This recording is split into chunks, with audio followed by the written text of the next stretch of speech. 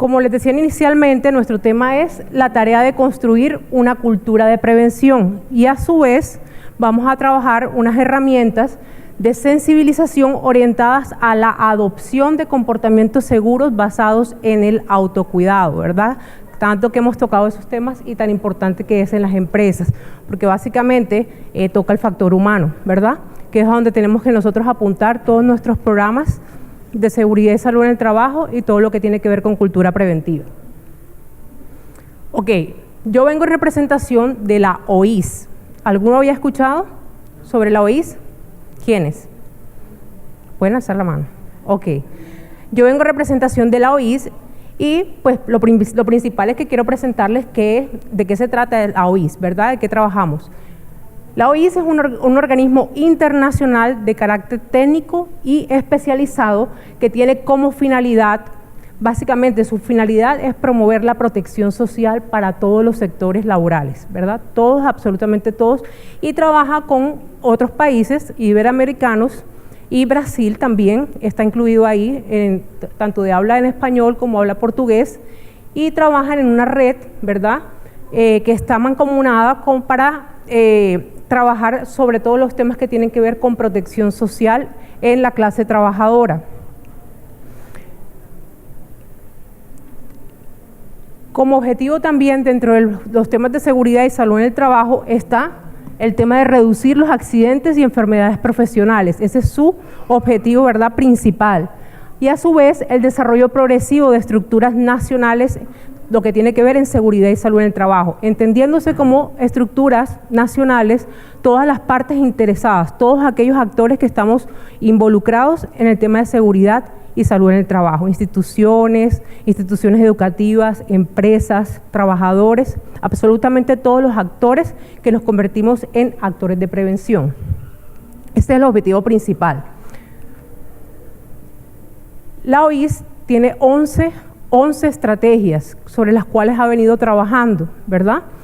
Pero de estas 11, como no es el tema inicial, sí me interesa que ustedes sepan por qué hay una representante de la OIS hoy en este congreso.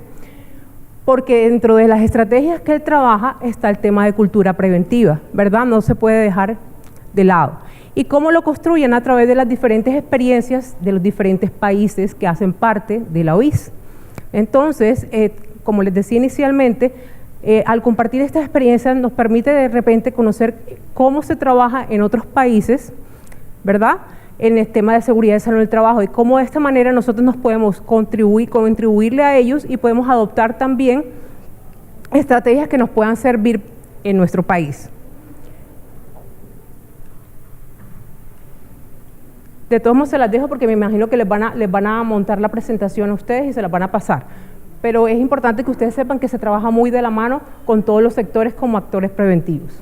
Ok, herramientas de sensibilización orientadas a la adopción de comportamientos seguros basados en el autocuidado.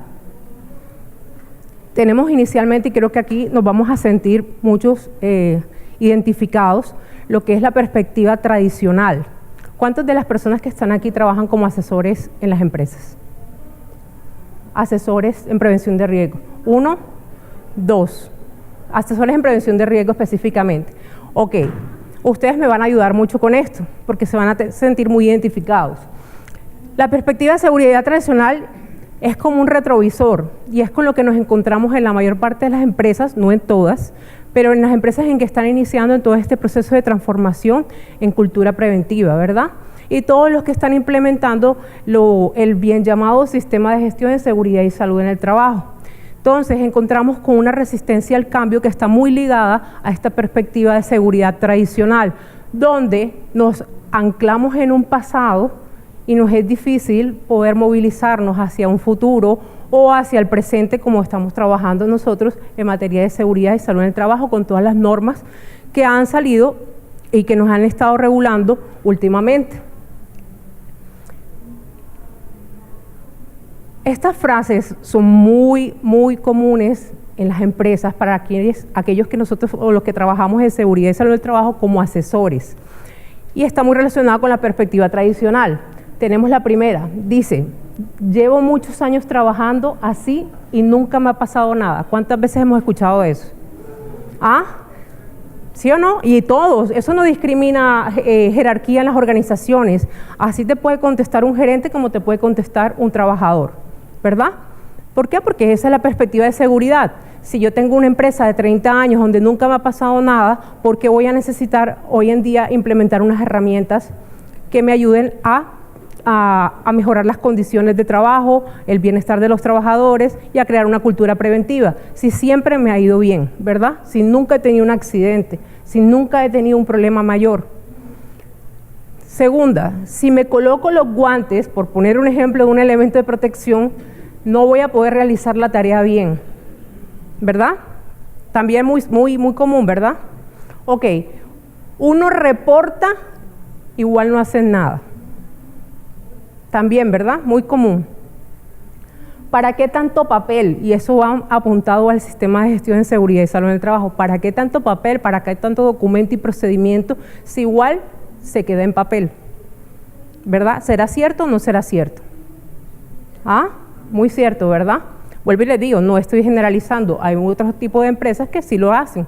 Pero esto es lo que generalmente nosotros nos encontramos cuando estamos hablando de resistencia al cambio. La seguridad representa gastos, pero no miramos que es una inversión, ¿verdad? A corto, a largo plazo. Nos evalúan y nunca nos dan resultados. ¿Cierto o no es cierto? ¿Ah? Todas las evaluaciones que hacemos, no solamente seguridad y salud en el trabajo, evaluaciones de desempeño, ¿verdad? También están incluidas ahí. Entonces, ¿qué pasa cuando, por ejemplo, en el último punto, nosotros hacemos evaluaciones y no le damos resultados a los trabajadores? ¿Qué pasa con ellos?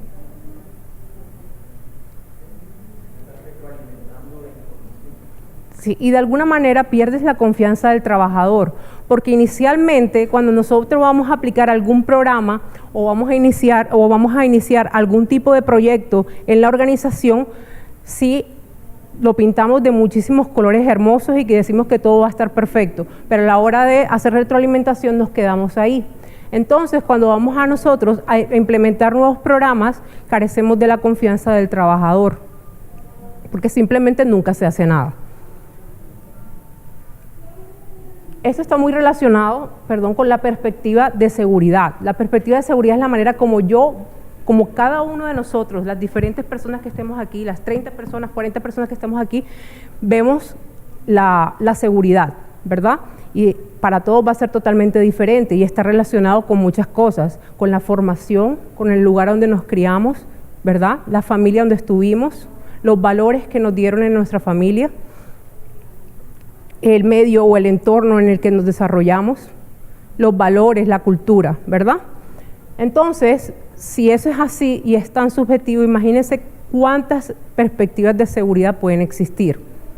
Y a todas esas tenemos que llegar de alguna manera, ¿verdad?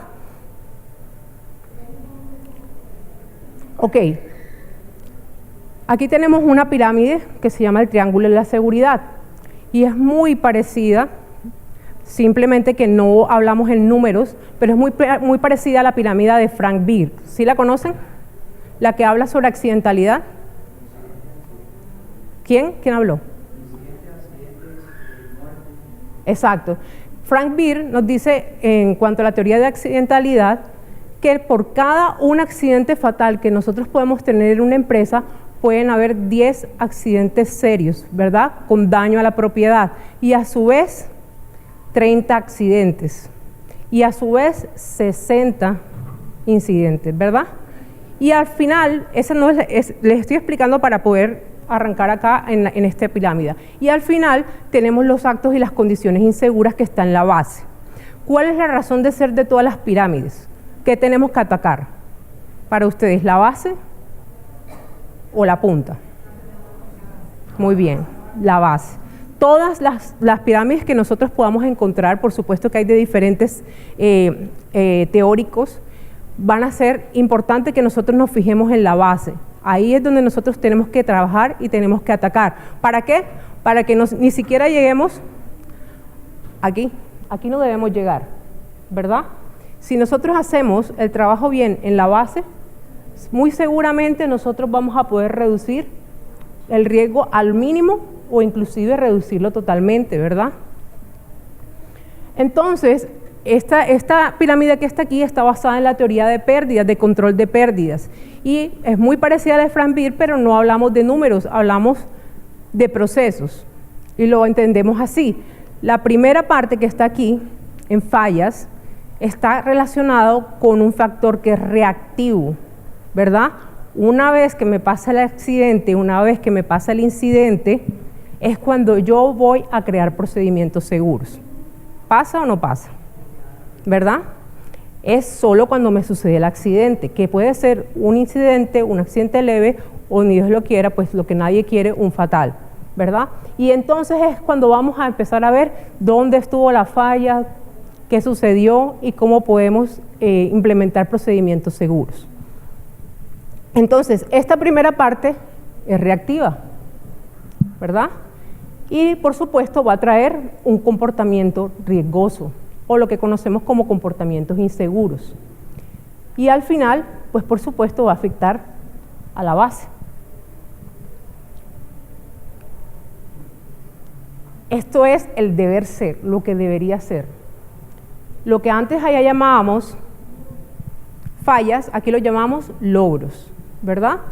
Y seguimos con el mismo esquema. Si atacamos la base de la pirámide, nosotros vamos a alcanzar esto que está aquí arriba. Y vamos a leerlo así. Aquí en la base están actitudes y valores. Factores físicos, factores de conocimiento y factores de ejecución que están relacionados ¿con quién? Con el trabajador, con el ser humano.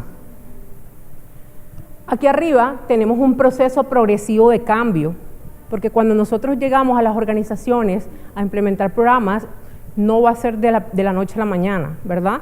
No va a ser, es un proceso y tenemos que entenderlo primero, y así tenemos que vender los programas a los gerentes o a los representantes de cada empresa, que el proceso no va a ser que ya mañana usted va a tener una cultura preventiva. Es un proceso de cambio bastante progresivo, en algunas ocasiones lento, pero que al final usted va a tener unos resultados, y que el primero que tienen que creer en que eso es así es usted el que está vendiendo el proyecto. Llámese asesor, llámese líder de área, ¿verdad? Llámese líder de recursos humanos, seguridad y salud en el trabajo, pero usted es el que va a vender el proyecto y se lo está vendiendo a su gerente o a su representante legal. Entonces uno tiene que estar convencido para poder convencer y tener claro cómo son las estrategias. Entonces, aquí atacando esto, empezamos a tener un comportamiento seguro. Cuando nosotros trabajamos y hacemos la fase de intervención, que ahorita la vamos a ver más adelante. Y aquí hay unos temas que son bastante interesantes y que hoy en día son muy pocos trabajados en las empresas. Solamente nos quedamos con el formato. Todos tienen el formato, pero a la hora de revisar si lo tienen diligenciado o si el trabajador lo conoce, la respuesta es negativa, ¿verdad? Porque tenemos que cumplir, y simplemente el decreto 1072 nos dice que tenemos que tener un formato de reporte de actos y condiciones inseguras, y yo lo tengo y cumplo. Pero ¿y entonces qué pasa cuando tenemos que dar resultados y cuando tenemos que cuando nosotros hacemos procesos de auditoría o visita al ministerio y nos preguntan y le preguntan a los trabajadores cómo es el procedimiento para reportar actos y condiciones seguras y el trabajador no responde? ¿Pasa o no pasa? Porque no ha llevado el proceso de sensibilización. Y miren que esto es de los aspectos más importantes dentro del área de seguridad y salud en el trabajo para poder crear cultura preventiva. Reportes de actos y condiciones inseguras. Otro nuevo reporte, autorreporte de condiciones de salud. ¿Lo conocen? ¿Lo conocen? ¿Quiénes lo conocen? Ok. ¿Dónde lo dice? ¿Que hay que tenerlo? En el decreto 1072, ¿verdad? El decreto 1072 nos dice que no solamente el trabajador tiene que tener la capacidad de poder reportar actos y condiciones inseguros, sino que tiene un privilegio para él, porque realmente es un privilegio, que es un autorreporte de condiciones de salud que nos va a servir muchísimo para poder crear programas que ayuden a mejorar las condiciones de salud del trabajador, porque él mismo es el que nos está dando la información de cómo se está desarrollando su salud, ¿verdad? Y lo hace de manera sincera. Es un proceso que es confidencial en las empresas, que si bien es cierto, el formato reposa en alguna de las áreas, cuando el trabajador lo entrega es información, es información confidencial. ¿Por qué? Porque estamos hablando de la salud, ¿verdad? Y como podamos encontrar temas menores, podemos encontrar pues temas un poco más delicados. Entonces sí lo tenemos que manejar con mucha confidencialidad y hacerle gestión. Es muy importante que todos los reportes de actos y condiciones inseguras y condiciones de salud se hagan gestión. Usted tiene que hacer gestión de lo que ahí colocó el trabajador. Tenemos las acciones correctivas, el registro de comportamientos seguros.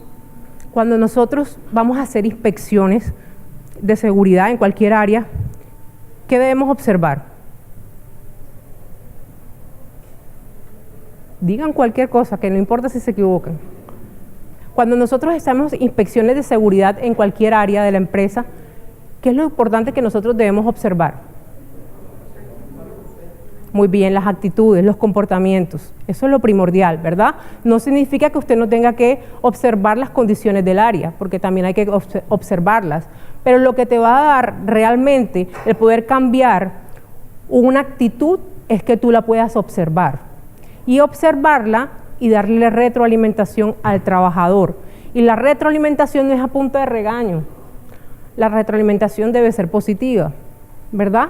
Mostrarle al trabajador dónde estuvo el error y mostrarle también el camino cómo salir del error, ¿verdad? Y ser ejemplo, mostrar ese ejemplo de cómo hacerlo de manera segura. Entonces, tenemos en la penúltima fase, involucrar a todos los pares. Para nosotros poder generar cambio al interior de las empresas, tenemos que involucrar a todos los niveles jerárquicos. Comenzando por ¿quién? ¿Ah? ¿La quién? Exacto, la gerencia. La gerencia es el primero que tiene que estar involucrado. Y yo sé que es supremamente difícil, ¿verdad? Es supremamente difícil. Pero se los digo de verdad, por la experiencia, que gerente que no esté involucrado, proceso que no va a ir bien. Involucrado es que se debe respirar la cultura preventiva desde la gerencia. Que si nosotros tenemos unas normas de seguridad donde decimos que a la empresa hay que entrar con elementos de protección, ¿por qué el gerente no los puede colocarse? ¿Sí o no?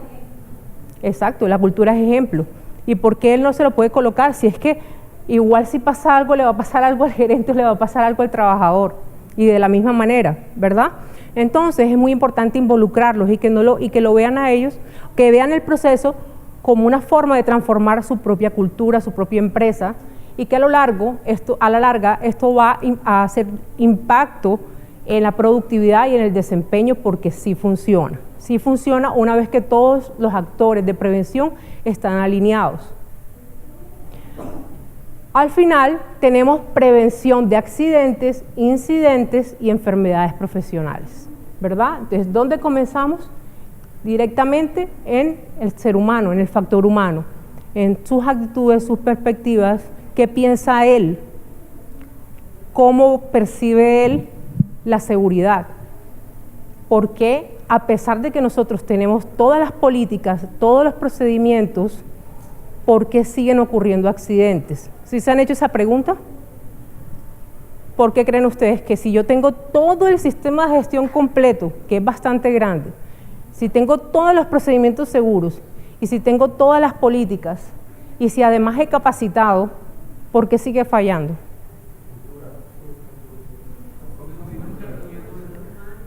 Por el factor humano. Señor.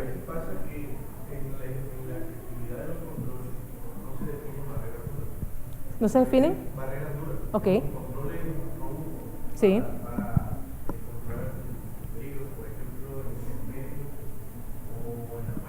Ok.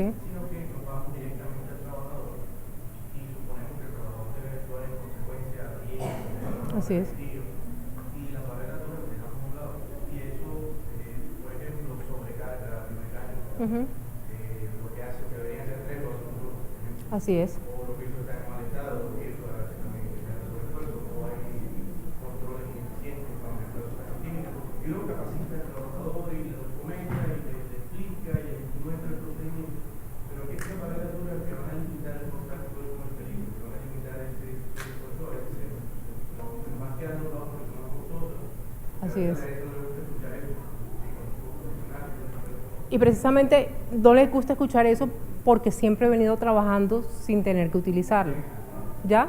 Entonces, vuelvo y les digo, lo más difícil de cualquier programa, cualquier proyecto interior que ustedes hagan en las empresas es poder ir contra la resistencia del cambio. Y en toda empresa siempre va a haber, con 1, 2, 3, 4 o todos los trabajadores. Puede suceder, ¿ya? Entonces es muy importante la labor que ustedes hagan desde cada una de sus áreas y que deben mostrar que las cosas sí van a funcionar y que no van a funcionar a corto plazo, pero van a funcionar a largo plazo siempre y cuando las cosas se hagan como se deben hacer. Hay muchas, siguiendo tu comentario, hay muchas empresas que basan sus procedimientos y el último que tienen en cuenta para crear el procedimiento es al trabajador. Exacto, entonces, como yo, se los digo, por ejemplo, yo soy psicóloga, ¿verdad? Y llego a una empresa, tengo mucha experiencia en la parte operativa, digamos que eso me facilita. Entonces, llego y ¿cómo voy a saber yo cómo se maneja una máquina si es que yo diariamente no manejo la máquina? Pero sí sé cómo crear un procedimiento, que es diferente. Y me tengo que nutrir del trabajador. Y es el que lo hace. Ni siquiera es el supervisor, es el que lo hace. Entonces encontramos unos librotes así de procedimientos seguros y cuando vamos a preguntarle al trabajador, el trabajador dice, yo no tengo ni idea. A mí nunca me preguntaron. Eso no funciona así, jefe. Eso funciona, venga, yo en un momentico se lo explico. Y el procedimiento tiene 3 hojas completas, en un procedimiento que es una cosa sencilla, ¿verdad? Entonces, por eso aquí en la pirámide nos hablamos de involucrar a los pares, involucrar todas las personas de la compañía para la creación de estos procedimientos, de estos programas. Y eso no sucede. ¿Por qué? Porque o no hay tiempo, o no se puede, o para eso contrato un ingeniero, una persona especialista, ¿verdad? Y no tengo en cuenta el trabajador, que es la materia prima de todos estos procesos. ¿Hasta aquí tienen alguna pregunta? ¿Está todo claro? ¿Sí o no? Ok, tenemos aquí, y esto lo hemos visto mucho, el iceberg de la seguridad, ¿verdad? Donde nos dice que el 10% del comportamiento es lo que se muestra, es lo latente, pero aquí abajo, ¿cuánto no queda? ¿Verdad? Y es aquí precisamente en nuestro comportamiento, que es ese comportamiento manifiesto, todo lo que está abajo es lo que lo soporta. Y ahí es que puede estar aquí. Las actitudes, los valores, las creencias, la perspectiva, mi paradigma de seguridad, cómo veo yo las cosas, cómo me educaron, que es lo que hemos visto. Solamente el 10% es lo manifiesto. Y desafortunadamente el manifiesto se convierte en incidentes, accidentes y todo aquello que no queremos, ¿verdad? Quise compartir con ustedes, sin nombrar la empresa, un caso que creo que es un excelente ejemplo de saber cómo la cultura, y no porque estemos hablando de la etnia wayuu, que es una cultura totalmente diferente a la de nosotros, sino cómo la cultura en general puede afectar a una empresa y puede subir la siniestralidad porque no se haga un buen proceso para saber qué es lo que está sucediendo. Esto pasó en una empresa de cultivo de banano que está ubicada entre Santa Marta y La Guajira, en Riohacha, que se llama Puente Bomba, ¿verdad? Ahí la mayor parte de sus trabajadores pertenecen a la etnia wayuu. Cuando me pidieron asesoría, se trataba era precisamente de que la accidentalidad estaba elevada. Y obviamente pues ni la ARL ni la empresa podía soportar esa situación ya. Esta misma empresa estaba ubicada en diferentes sectores, una parte acá en Puente Bomba, otra parte en Aracataca, otra parte en Santander, pero aquí era donde estaba el foco de la siniestralidad, lo pudimos ubicar. Entonces después era ver qué era lo que estaba sucediendo y qué era lo primero que uno podía creer, es que es una etnia diferente a la de nosotros, seguramente es porque no nos entiende lo que decimos, es lo primero, ¿verdad?, que nosotros pensaríamos. ¿Cómo les parece que no fue eso? Resulta, pasa y acontece que cuando nosotros estábamos haciendo el estudio, la persona que estaba como inspectora CISO, encargada de esa finca, era una mujer. Y los wayuu no aceptan que una mujer los toque para enseñarles cómo colocarse un arnés, porque es una falta de respeto que la mujer toque al hombre. Y resulta que va un año con una CISO mujer. Por supuesto, nunca le siguieron nada de lo que ella les decía, porque para ellos que una mujer les enseñe no está permitido. Ellos son los que saben. ¿Ah? Sí, pero cuando son en procesos productivos, una mujer no sabe más que ellos. No sabe más que ellos y no permiten el tocar, que tú los toques y les digas, colócatelo así, en una cosa tan sencilla, colócatelo aquí, amárrate aquí. No, la línea la tienes que agarrar así, te tienes que agachar de esta manera, no puedes levantar cargas de esta manera. Ellos no. No, era de Santa Marta. Pero nosotros obviamente eso lo entendimos con el tiempo y cuando fuimos a revisar, y lo hicimos porque a mí me pasó. Y yo fui a indicarle y noté enseguida el rechazo. Entonces me tocó buscar traductor para saber por qué era que no pasaba y no decían nada, porque son callados, bajan la cabeza y no dicen absolutamente nada. ¿Ya? Entonces es difícil sacarles qué está sucediendo. Y precisamente estábamos investigando cada uno de los accidentes. De repente por ahí apareció uno de ellos, que es el líder, y explicó. ¿Por qué? Porque explicó que los tenía desde las 8 de la mañana y era las 12 y no habíamos salido. Y con tal de irse rápido fue que hablaron. ¿Ya? Y entonces explicaron la razón de ser porque ellos no querían a una mujer en ese cargo y preferían que fuera un hombre y que fuera de su propia cultura, Wayuu. ¿Ya? Entonces, cuando esto pasó y nosotros pudimos hacer el cambio, pasamos a la chica a otra de las fincas y nos trajimos a uno de los trabajadores que estaba precisamente estudiando en el SENA, Wayuu. Ustedes no se imaginan cómo bajó eso enseguida. ¿Por qué? Porque obviamente estaba una persona de su misma cultura, a quien le entendían, además que sí era un tema también de idioma, pero no era el factor principal, y adicional a eso, no se estaba faltando el respeto al trabajador. Entonces, después de eso, pues obviamente siguieron una serie, todos los procedimientos tratamos de hacerlos con imágenes, y adicional con imágenes con palabras muy claves en Wayuu, para que el asunto funcionara. Era la finca más grande con 400 personas. Entonces, miren cómo el tema de la cultura y la perspectiva que yo tenía, yo iba clara que me iba a encontrar un tema de idioma.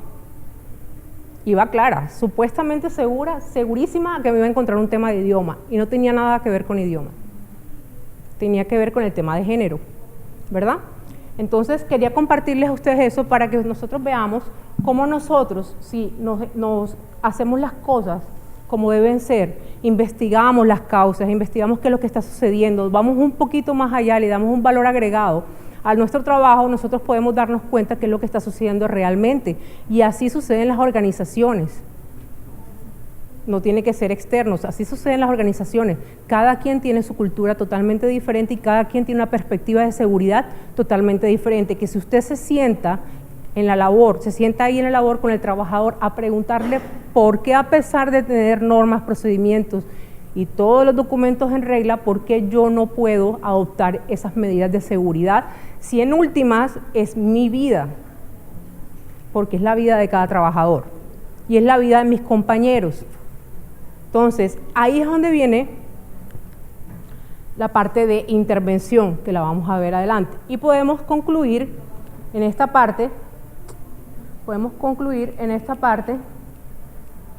que nosotros tenemos que mirar este proceso de cultura preventiva desde 3 perspectivas. La primera perspectiva es la persona, o el primer vértice. Y en la persona encontramos actitudes, conocimientos, habilidades, creencias, formación y el bien llamado perfil sociodemográfico, ¿verdad? Que tampoco es que lo podamos obtener en las empresas porque cuando preguntamos el perfil no está.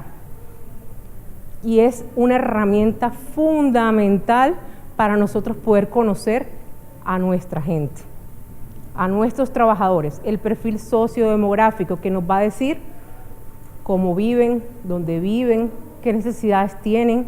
No es lo mismo un trabajador que tiene 5 y 6 y 7 hijos al que tiene un solo hijo. ¿Eso o no es? No es el mismo trabajador el que gana el mínimo al que se gana 4 salarios mínimos. Sus necesidades no son las mismas. Lo último que le va a interesar al que gana salario mínimo es hablar de seguridad.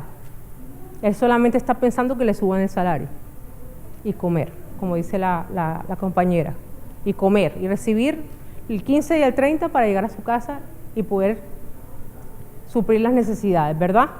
Entonces, este aspecto de aquí se los resalto, el perfil sociodemográfico que realmente encierra todo lo anterior, es fundamental. Ustedes lo pueden sacar en sus empresas de manera manual a través de entrevistas o de un formato, pero también a través de una encuesta que se llama riesgo psicosocial, y el riesgo psicosocial lo arroja el perfil sociodemográfico. El segundo vértice, hablamos de comportamientos, del coaching bien llamado facilitador. No es que yo voy a hacer todas las cosas, es que yo estoy facilitando un proceso y voy acompañando al trabajador. La retroalimentación positiva. Muchas veces el error está en que nosotros retroalimentamos después de tiempo, ¿verdad? Pero la retroalimentación debe ser oportuna y debe ser positiva. Si nosotros hacemos la retroalimentación positiva, vamos a lograr mayores resultados, a irnos a lo que normalmente llamamos el regaño, el memorando, el llamado a atención. Entonces usted no tiene el EPP puesto, de uno un llamado de atención. Usted no hace el procedimiento como es, de uno un llamado de atención, pero tenemos que ir a por qué no me coloco el elemento, por qué no hago el procedimiento como es, por qué utilizo o mal utilizo la máquina, ¿ya? Y el último es el entorno que tiene que ver con los equipos, la maquinaria, las herramientas, las temperaturas, ¿verdad? Si es extrema, si es frío, si es calor, las condiciones laborales como tal. Hoy en día tenemos un concepto que tiene mucho auge, que tiene que ver con organizaciones saludables.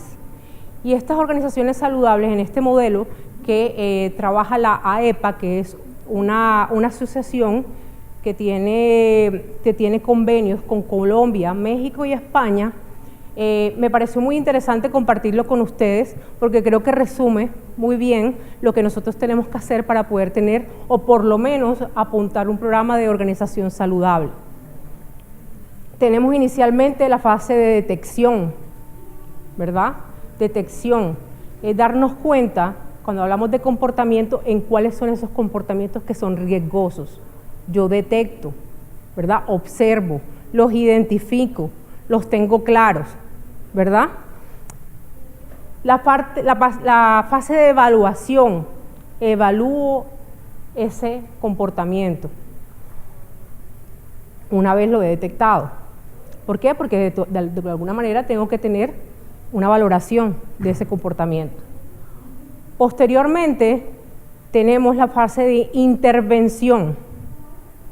La intervención es supremamente importante. ¿Y hasta dónde creen ustedes que nos estamos quedando en las empresas?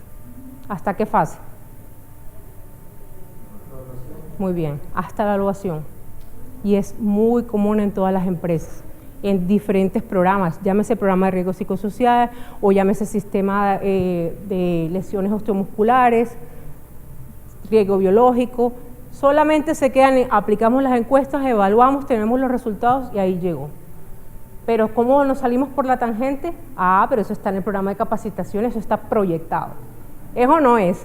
Está proyectado. ¿Para cuándo? ¿Cuándo evaluó usted? Hace un año, pero todavía está proyectado. Es una realidad. Y al final tenemos la fase de empresa saludable, cuando ya hemos hecho todo este proceso.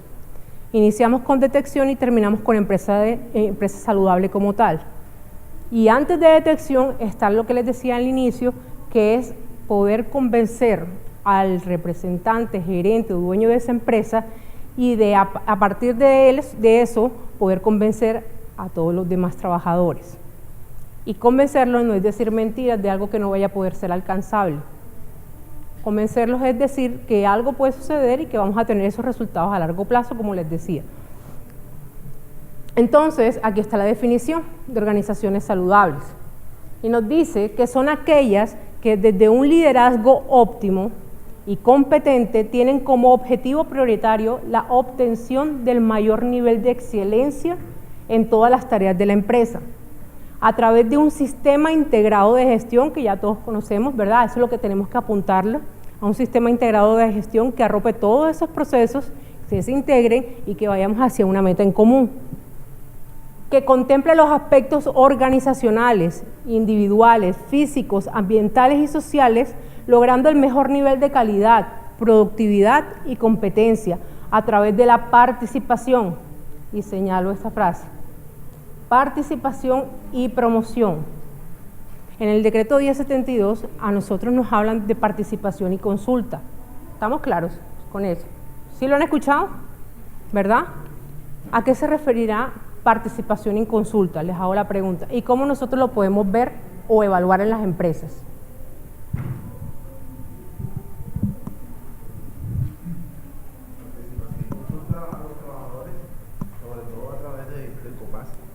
Muy bien, al COPAS. Ya tenemos uno, ¿verdad? ¿Qué otro? ¿De qué otra manera podemos tener participación y consulta? Que esté soportado con evidencia. El COPAS es uno. ¿Qué otro comité? Convivencia. Muy bien. Comité de convivencia laboral. ¿Qué más? El autorreporte de condiciones de trabajo y salud. Muy bien. El autorreporte de condiciones. ¿Qué más? Las inspecciones en general. Todas las inspecciones que son planeadas. ¿Cuál más? El comité investigador también entra ahí, comité investigador, y todos los comités que usted tenga para generar un proceso de participación y consulta que muestra que su dirección es autocrática, que usted está participando, está permitiendo participar a todos sus trabajadores en una construcción o en un cambio. Y eso el decreto ya lo regula, antes no lo hacíamos, antes todo lo hacía ¿quién? El de seguridad y salud en el trabajo. Y si no, el de recursos humanos. Hoy en día no, hoy en día nosotros debemos construir el cambio utilizando al trabajador como un vehículo muy importante para nosotros poder llegar a nuestro objetivo. Entonces, este concepto lo trabaja la doctora Marian Carrión, una doctora en psicología, y creó un modelo que está muy relacionado con la evaluación de factores de riesgo psicosocial, como nosotros la tenemos acá en el resolución 2646, pero este es otro instrumento que está avalado aquí en Colombia y que igual que el que nosotros tenemos también evalúa, pero de una manera diferente. ¿Por qué hago mención a esto? Porque ya sea este instrumento o el que nosotros tenemos, la batería del ministerio, es supremamente importante y es una herramienta importante para nosotros para poder conocer realmente ese factor humano. Muchas veces el riesgo psicosocial es lo último que nosotros hacemos, porque son más importantes de repente el riesgo químico, el riesgo biológico, pero resulta que este es el único riesgo que está legislado en Colombia y que es obligatorio. Es el único, no significa que los otros no, porque los otros, al usted tener que hacer tratamiento de riesgo, lo tiene que tener, ¿verdad? Usted tiene que contemplarlo en su matriz de riesgo, pero el riesgo psicosocial es el único que está legislado y por el cual usted puede ser fuertemente sancionado. ¿Ya? Entonces, realmente esa es la mejor herramienta, siempre y cuando sea con una herramienta avalada en el país, como lo dice la norma, que a usted le va a dar la razón de ser de qué puede estar sucediendo en los trabajadores. Y después usted hace un filtro, y esas personas que han puntuado en riesgo alto, usted tiene que hacer un proceso de intervención. ¿Pasa? No pasa. Porque la intervención requiere de un especialista. Y a la empresa le cuesta un especialista, un psicólogo especialista. Pero la norma lo dice, que usted tiene que hacer una intervención. Entonces, desafortunadamente nos quedamos en la evaluación en saber que 4 o 5 son riesgo alto, 7 u 8 son riesgo medio, y los demás están ok, en riesgo o aceptable o riesgo bajo. Pero cómo es de importante tener que intervenir, porque a veces puede ser un poco costoso, pero a la larga el resultado es positivo, ¿ya? En este caso el psicólogo entra a intervenir de manera individual con el trabajador, hasta llevarlo a un proceso, y el objetivo es llevarlo a un riesgo aceptable, un riesgo mínimo. Y hasta que usted no lleva al trabajador al riesgo mínimo, usted no ha hecho intervención, usted no hizo nada, realmente. Entonces nosotros las empresas nos estamos quedando en simplemente la evaluación en cuanto a riesgo psicosocial. Y esta autora, la doctora Marian Carrión, nos dice que si nosotros no hacemos todo este procedimiento, es muy difícil que nosotros tengamos organizaciones saludables. Y que por supuesto esto va a impactar en la productividad, en el desempeño, en la competitividad, ¿verdad?, en el mercado.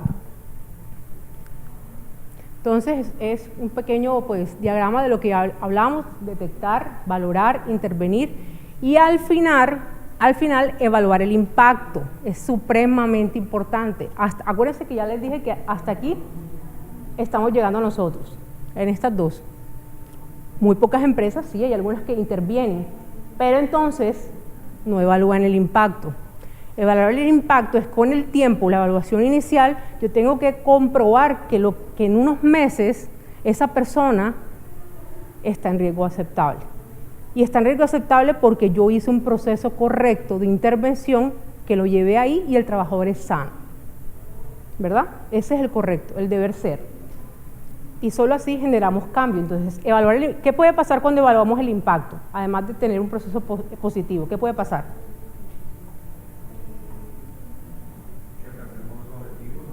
Eso es lo positivo. Allá todos queremos apuntar, pero ¿qué puede pasar? ¿Qué otra cosa puede pasar?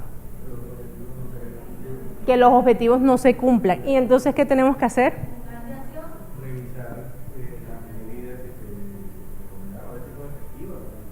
Revisar en qué fallamos, ¿verdad? Y muy seguramente nos va a tocar regresarnos a la detección. ¿Perdón?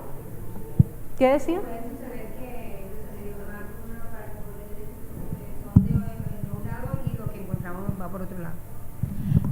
Puede suceder que los objetivos estén planteados de una manera, que es lo que nosotros queremos lograr, pero cuando miramos el impacto fue otra cosa realmente distinta a lo que encontramos. Entonces los objetivos van por un lado y lo que se hizo va por el otro lado. Excelente tu intervención. Eso es lo que más sucede. No solamente digamos que lo negativo de nosotros encontrar algo que no logró los objetivos, ¿verdad? No logramos los objetivos, sino que tengamos que darnos cuenta que todo lo que estaba en papel no servía. Y eso duele porque es tiempo, ¿verdad? Y puede ser también costoso. Entonces, darnos cuenta que todo aquello que nosotros nos planteamos inicialmente, todos los profesionales, el trabajador nos lo derrumbó en un minutico. ¿Y qué tengo que hacer? Devolverme otra vez. ¿Hasta qué? Hasta que funcione.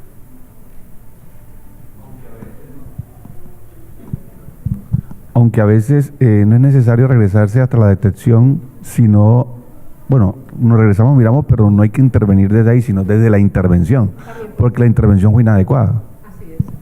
Así es. O de pronto, como puede ser, o sea, en cualquiera de las partes nos podemos regresar, puede ser en intervención, puede ser en detección también, o nos equivocamos valorando, utilizamos un instrumento que no es a lo que le estamos apuntando, ¿verdad? Ok. Entonces, aquí les estoy dando mi perspectiva de cuáles deben ser esas estrategias en las cuales ustedes como empresas deben trabajar, como asesores, como empresas, como líderes de proceso. Primero, fortalecimiento y empoderamiento de los mecanismos de participación y consulta, que fueron los que todos ustedes ahorita me ayudaron a construir, ¿verdad? Que tiene que ver con el COPAS, con el Comité de Convivencia Laboral, Comité Investigador, y todos, hay empresas que tienen comités para muchas cosas, ¿verdad? Comité de líderes, comités para, ¿perdón? Seguridad, bueno, el Comité de Seguridad Vial, que es por ley, ¿verdad? Entonces, todos estos comités que nosotros tenemos que fortalecerlos y empoderarlos. ¿Qué significa eso? Cuando usted visita a las empresas como asesor, que encuentra que el comité sí está constituido, pero ¿quién hace las actas? El de Seguridad y Salud en el Trabajo. ¿Por qué? Porque resulta que la secretaria no tiene idea de cómo hacer un acta, no sabe cómo es el procedimiento, porque siempre nosotros creemos que no lo van a hacer bien, entonces lo hacemos los líderes. Y no les estamos dando esa oportunidad de que ellos aprendan, porque estamos claros que no es un proceso. Cuando usted escoge personas en su empresa, la parte del empleador y la parte en los casos de los comités, la parte del empleador y la parte del trabajador, usted está escogiendo gente que puede no tener idea de seguridad y salud en el trabajo. Y es muy irresponsable, y disculpen que utilice el término así de fuerte, pero es muy irresponsable uno creer que unas personas que no tienen ni idea de seguridad y salud en el trabajo puedan sacar adelante un comité, si yo no lo capacito, si yo no lo formo. Y capacitarnos no es entregarle un folleto y decirle, estas son las funciones del comité. Y tú tienes que tener 3 capacitaciones anuales que son de negociación y esto, y negociación y habilidades sociales y resolución de conflictos, ¿verdad? Si no es decirle cómo hacerlo y cómo él puede, a través del conocimiento, enseñarle a sus compañeros. Y tiene que estar preparado, porque en la hora de que venga una visita de un ministerio, los primeros que le van a preguntar no es al de seguridad y salud y trabajo, sino al mismo comité. El inspector te dice, tráigame al presidente del comité. O le dice a cualquiera de los trabajadores, dígame cuáles son los representantes del comité de convivencia laboral. ¿Usted qué hace? ¿Cuáles son sus funciones de secretario? ¿Cuáles son sus funciones de presidente? Y lo primero que hace es, ¿qué hacen? Miran al de seguridad en el trabajo. Y el de seguridad y salud en el trabajo le dice, viste, no respondiste, nos dejaste mal. Y resulta que el trabajador queda en el aire porque nunca nadie le explicó esto. Y a otra cosa es que es algo que tiene que ser persistente, esa explicación, porque se tiende a olvidar. ¿Ya? Entonces, normalmente en su programa de capacitación, usted tiene que estar colocando este tipo de capacitaciones regularmente para refrescarle la memoria a ese trabajador, ¿verdad? Vigilancia preventiva de la salud. La vigilancia preventiva de la salud, y en esto trabaja mucho la OIS, está relacionada con incidentes, bueno, también están los accidentes, análisis de ausentismo, autorreporte de condiciones de salud, porque estos son materia prima. Ok, estos terminan siendo materia prima, ¿verdad? Y esta es una falencia que tenemos en todas las organizaciones. ¿Cuántos de aquí realmente y honestamente tienen una matriz de accidentalidad y la evalúan y la valoran? ¿Cuántos de aquí tienen una matriz de ausentismo y que no es solamente registrar las incapacidades? ¿Cuántos de aquí, alzan la mano honestamente, tienen una matriz de incapacidades y la evalúan, la valoran y discriminan cuántos de sus trabajadores tienen riesgo cardiovascular, cuántos tienen riesgo respiratorio, cuántos tienen problemas de obesidad? ¿Cuántos lo hacen? Resulta que ahí está la materia prima y el insumo para nosotros poder impactar en el trabajador y mejorar sus condiciones de salud. Y es muy claro que no se presenta. Usted tiene que tener una matriz de ausentismo donde registra todas las incapacidades y agruparlos por riesgo. Y entonces eso es lo que le va a nutrir su programa de capacitación.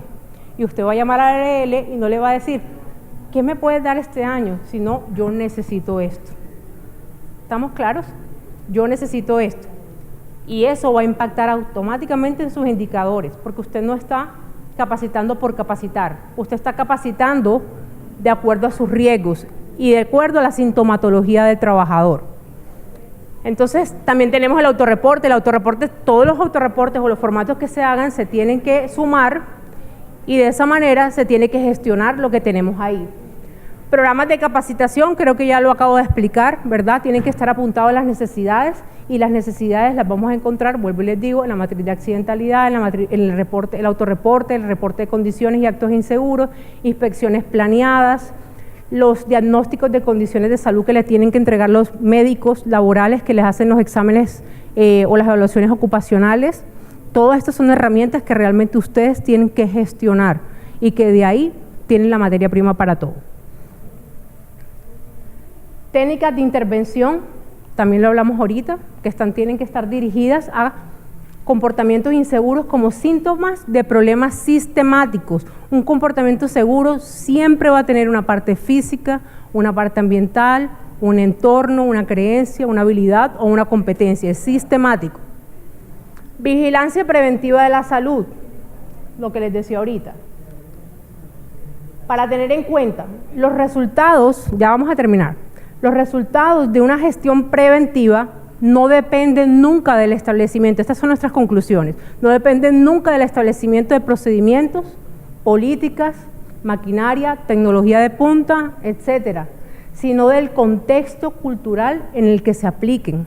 Usted puede traer los mejores elementos de protección personal, usted puede, mejor dicho, tener la tecnología de punta, pero si usted no la incluye en los procesos de cultura y saber cómo va a enseñarle usted a la gente eso, cómo va a recibir la gente ese cambio o ese tipo de elementos nuevos, tecnología nueva, usted está aplicando las cosas en el lugar equivocado. Usted tiene que saber a dónde la está aplicando, qué tipo de trabajadores tiene usted, cuál es mi población, qué necesidades tiene. Una cultura preventiva de seguridad no se impone, y ahí es un error en el que caemos muchas personas. No se impone, no es decirle, aquí está la política, fírmala y dime que ya la leíste. Y hazlo. No se impone, se construye, y se construye a partir de los compromisos individuales. Usted tiene que lograr que el trabajador, en cualquiera de los niveles jerárquicos, se comprometa con la seguridad, entendiéndolo como un proceso para él mismo cuidarse, ¿verdad? Como aquello que llamamos autocuidado, como persona responsable en su familia, como trabajador, y porque al final y al cabo es su salud, ¿verdad? Ok. La alta dirección de la empresa es un elemento clave, lo decíamos al inicio, cuyas actuaciones contribuyen en gran medida a definir esa cultura de seguridad. Muchas cosas tienen que salir de la alta dirección, las políticas, y eso no sucede. Generalmente las hacemos en seguridad y salud en el trabajo, ¿verdad? Y simplemente la llevamos para que el gerente la firme. ¿Es o no es? Ok, entonces nosotros si no lo involucramos, y parte también de nosotros, o sea, nosotros somos actores de prevención, si nosotros permitimos eso y ni siquiera nos sentamos 2 minuticos a explicarle a él qué es lo que él está firmando y que en últimas es lo que él piensa, porque así debe ser, de la manera como él ve su cultura preventiva en su organización, entonces nosotros no lo estamos comprometiendo a él, ¿ya? Es importante promover la participación de los trabajadores en toma de decisiones, solución de problemas, creación de procedimientos que establezcan sus propias pautas de mejoramiento, que ellos mismos establezcan cuáles son sus metas a alcanzar. Cuando usted mismo participa de eso y tiene claro cuáles van a ser sus metas, va a adquirir mayor valor, porque usted mismo las creó. Usted con sus compañeros consideró que esa podía ser una meta alcanzable, que si lo que antes era un 80%, ¿por qué no puede ser un 85% en el próximo mes? ¿Verdad? Pero para eso hay que tener en cuenta a los trabajadores. La seguridad debe estar basada en la prevención, en la anticipación, en la evaluación de riesgos, en el análisis de sus consecuencias y en la intervención oportuna sobre los comportamientos y condiciones inseguras. Es anticipación, no es reactivo. Es prevención, no corrección. A eso tenemos que apuntar. El cuidado de sí mismo debe generar una reacción en cadena, en donde se perciba la seguridad del otro como una responsabilidad de todo el equipo. Muchos de los trabajadores les da miedo o temor reportar un acto o una condición insegura. Un acto porque entonces me van a llamar como mis compañeros, el sapo. Pero cuando nosotros empezamos a crear conciencia y empezamos a comentarles a ellos la importancia que es que yo tengo responsabilidad sobre la vida de mi compañero. Yo lo tengo porque es así. Si nosotros en el trabajo tenemos responsabilidad por todos, ellos también tienen responsabilidad por la vida de su compañero, en un proceso en que lo están compartiendo ambos, ¿verdad? Y generando eso, nos vamos a cuidar el uno al otro y vamos a tener el trabajador que le va a decir, oye, ponte el casco. Mira, ponte el casco. No lo vamos a hacer porque nosotros hacemos inspección, sino porque nosotros ya vamos a tener en nuestra cultura y en nuestro pensamiento que eso debe ser así.